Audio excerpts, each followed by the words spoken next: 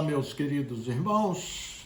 Vamos ler o Evangelho de Marcos, capítulo 8, versos 22 ao 26. E chegou a Betsaída, e trouxeram-lhe um cego, e rogaram-lhe que o tocasse. Tomando o cego pela mão, levou-o para fora da cidade, e cuspindo-lhe nos olhos, impondo-lhe as mãos, perguntou-lhe se via alguma coisa. E levantando ele os olhos, disse: vejo os homens, pois os vejo como árvores que andam. Depois disso, tornou a pôr-lhe as mãos sobre os olhos e o fez olhar para cima. E ele ficou restaurado e viu a todos claramente.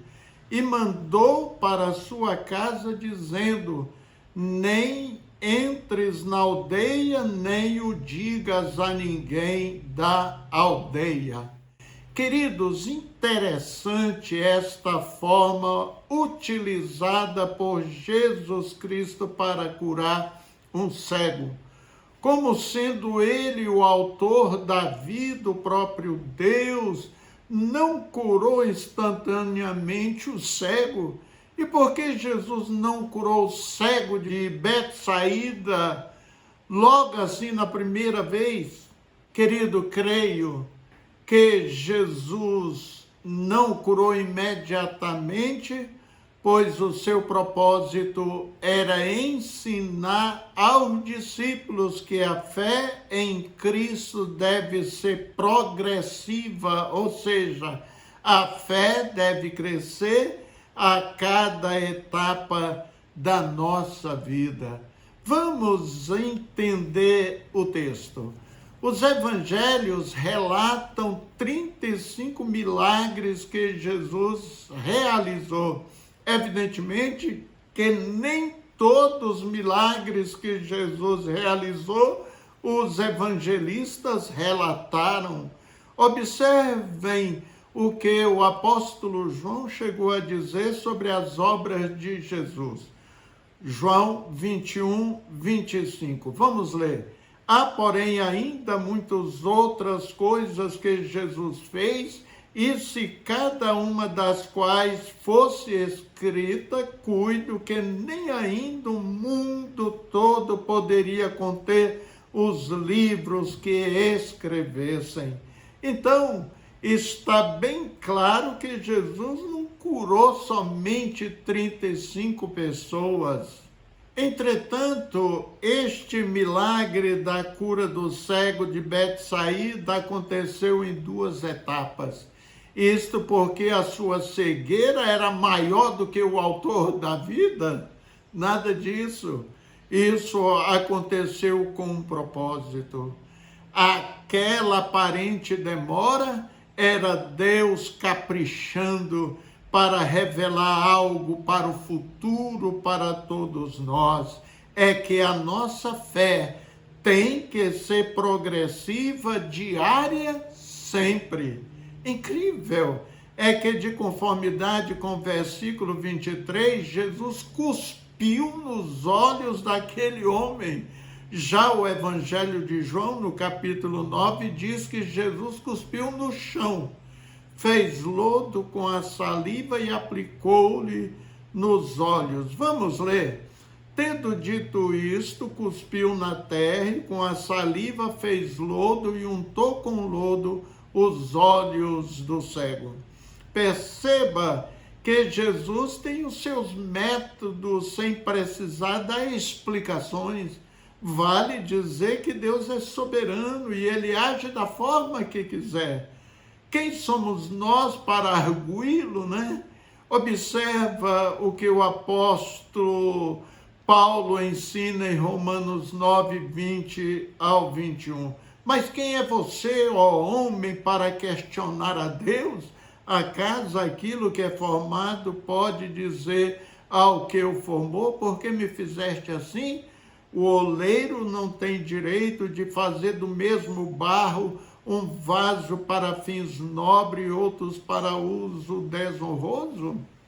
De fato, queridos irmãos, Deus tem o direito de agir conforme a sua vontade e soberania, assim como o oleiro tem autoridade sobre o barro. O ser humano formado por Deus não tem capacidade ou posição para questionar o Criador sobre os seus métodos e escolhas. Para muitos, Jesus usa sua saliva, mas para quem crê, isto foi, na verdade, o colírio do céu nos olhos daquele moço. Quando lemos a cena da cura desse cego, irmão, observamos algumas atitudes de Jesus que nos fazem refletir de uma forma mais atenta para esta cura que ele fez. Esta é uma cura diferente de todas as outras que Jesus realizou. Uma cura por etapas. Primeiro, Jesus leva o cego para fora do povoado. Atentem bem para isso. Alguém primeiro levou o cego até Jesus e, por sua vez, Jesus o pega pela mão e leva-o para fora do povoado. Isto nos mostra que alguns milagres do Senhor não são realizados de forma imediata, mas existe um processo gradual que precisa ser realizado para que a nossa fé seja completa. Jesus, ao tirar o cego do povoado, nos mostra que às vezes precisamos sair da nossa zona de conforto para alcançar níveis mais profundos em nossa intimidade com Ele. Então, depois de o levar para fora do povoado, Jesus aplica-lhe saliva nos olhos e põe as mãos sobre o homem e ele recupera a visão, mas não completamente. Será se foi a falta de fé do homem ou a incredulidade da cidade de Betsaída que bloquearam a bênção de imediato? Não sabemos, né? Mas olhando para nós mesmos, queridos, percebemos que algumas curas em nossa vida precisam de um aprofundamento da nossa fé e da nossa intimidade com o Espírito Santo, para que o desenvolvimento da graça alcance a sua plenitude. Na minha juventude, eu fui acometido por uma diarreia crônica que não tinha remédio que dava jeito, além do constrangimento, né? Me incomodava muitíssimo, fazia até passar vergonha e dor. Por causa da enfermidade, pesava menos de 70 quilos, era extremamente magro para a minha altura. Quantas vezes, irmãos, eu subi ao monte orando pela cura. Orei centenas de outras vezes nesse sentido, em casa, na rua, até que de repente percebi que fui curado, sem ver o dia e a hora que isso de fato ocorreu. Agora, com a minha esposa foi diferente. Depois que ela estava com os dias contados para morrer no Hospital Evangélico de Belo Horizonte, quando eu ainda fazia seminário, ela contraiu meningite e o médico deu uma triste notícia à minha irmã, né? E oramos no hospital pela janela e o milagre foi imediato. Aleluia, graças a Deus, porque o caso dela era gravíssimo, só Deus para trazer um milagre, pois a medicina não podia mais fazer nada. Deus sabe como agir, querido, Ele é soberano, Ele é o Senhor. Continua insistindo aí, buscando a sua cura, a sua libertação. Voltando ao cego, ocorreu em sua vida a segunda cura.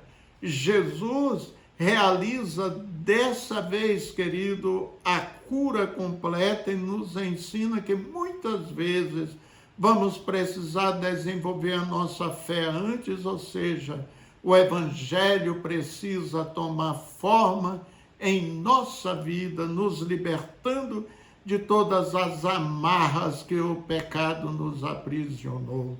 Vale ressaltar algo tremendo nesta cura. Talvez você não tenha atentado para isso. Este homem foi o único homem, pelo menos registrado na Bíblia, que experimentou o DNA de Jesus, ou seja, a sua saliva. Mas ninguém na história bíblica, querido, conseguiu esse feito. Muitos tocaram nas vestes de Jesus, tocou em seu corpo como a mulher que ungiu os pés de Jesus e chegou a derramar lágrimas nos mesmos. Mas esse privilegiado cego recebeu o DNA de Jesus. Pena que ele teve que lavar os seus olhos amando de Jesus, né? Queridos, também tiramos a lição de que a visão, sendo restaurada ao pouco, é vista como um símbolo do processo de revelação e crescimento espiritual. A luz da verdade é muitas vezes progressiva, como diz a palavra de Deus. A luz da aurora, que vai brilhando mais e mais até ser dia perfeito. Provérbios 4:18. Antes de entregarmos nossas vidas a Jesus Cristo, querido, éramos cegos. Pior, éramos cegos espirituais. Vivíamos na escuridão total, nas trevas. Recebemos o toque extraordinário do amor de Jesus Cristo. Antigamente, como cego, nós víamos as coisas de forma imperfeita, mas com o nosso caminhar diário com Jesus Cristo, aprofundando na fé, passamos a ter claridade, uma visão espiritual clara e completa deste mundo. Ao realizar a cura de forma discreta, fora da cidade, e também instruindo o homem a não retornar lá, Jesus demonstrou a seriedade da indiferença espiritual daquele lugar. O milagre serviu de ensinamento sobre a falta de um ambiente saudável para a fé. Depois de curado, o cego de Betsaída não permaneceu mais na cidade. Assim, entendemos que uma coisa é estar na aldeia porque é cego e outra é permanecer no lugar da cegueira depois de curado. Então tenha sabedoria para jamais voltar para onde Jesus te tirou. Meu irmão, minha irmã, quantas pessoas depois de curada, depois de salva, fazem como cão, volta ao seu próprio vômito e a porca lavada ao chiqueiro imundo. O autor do livro aos Hebreus nos adverte, porque é impossível que os que já uma vez foram iluminados e provaram o dom celestial e se tornaram participantes do Espírito Santo, e provar a boa palavra de Deus e os poderes do século futuro, e recaíram, seja outra vez renovado para arrependimento, pois assim quanto a eles de novo crucifica o Filho de Deus e o expõe ao vitupério. Li Hebreus 6, do 4 ao 6. O que significa ser iluminado aqui? Indica que aqueles que receberam a luz do Evangelho provaram dádivas celestiais, participaram do Espírito Santo, conheceram a palavra de Deus, e a consequência disso é impossível renovar ou trazê-los de volta ao arrependimento, porque rejeitam publicamente o Filho de Deus. Quantos que se apostataram da fé e hoje são mais duros, endurecidos do que muitos ímpios e ateus, e não voltam mesmo. O cego agora curado, querido, ele afastou-se de sua cidade para não se contaminar com a impiedade ali existente. Olha o versículo 26. E Jesus mandou para casa dizendo: não entres na aldeia, nem o digas a ninguém na aldeia. Amém? Vamos permanecer firmes e constantes, né, irmão? Experimentando esta luz gloriosa de Cristo Jesus. Vamos orar.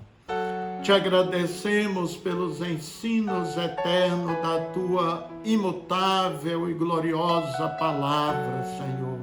A palavra do Senhor é a verdade. E o Senhor nos orientou: conhecereis a verdade, e a verdade vos libertará. Obrigado, porque a tua palavra nos mostra o caminho sobre modo excelente, o caminho que agrada a Deus, o caminho que leva aos céus. Obrigado por mais este momento, Deus. Abençoa os nossos ouvintes da tua palavra, abençoando também os seus lares. Em nome do Salvador Jesus Cristo. Amém. Um abraço fraterno e até o nosso próximo encontro, se Deus nos conceder essa oportunidade. Amém?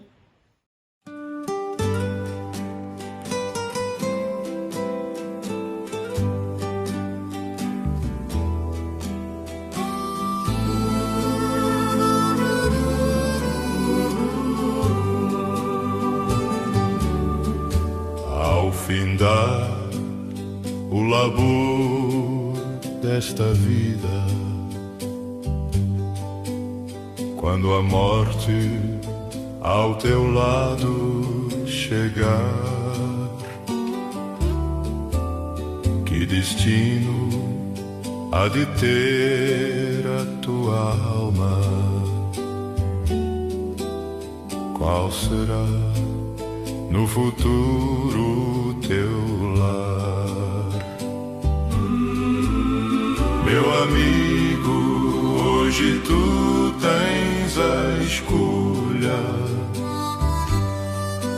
vida ou morte, qual vais aceitar? Amanhã pode ser muito tarde. Hoje Cristo te quer libertar.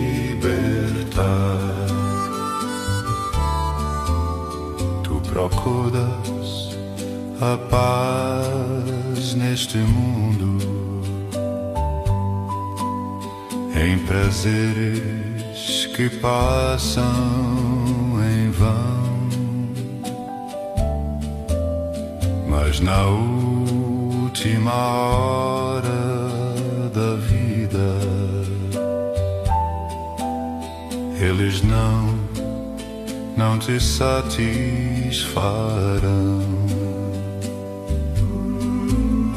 Meu amigo, hoje tu tens a escolha, vida ou morte, qual vais aceitar? Amanhã pode ser muito tarde. Hoje Cristo te quer ir volta. Por acaso tu riste, ó amigo, quando ouviste falar em Jesus? Mas é só Ele o único caminho de salvar pela morte na cruz. Se decides deixar teus pecados e entregar tua vida a Jesus, trilharás, sim, na última hora, um caminho brilhante de luz. Meu amigo, hoje tu tens a escolha, vida ou morte, qual vais aceitar? Amanhã pode ser muito tarde. Hoje Cristo te quer libertar. Hoje Cristo te quer libertar.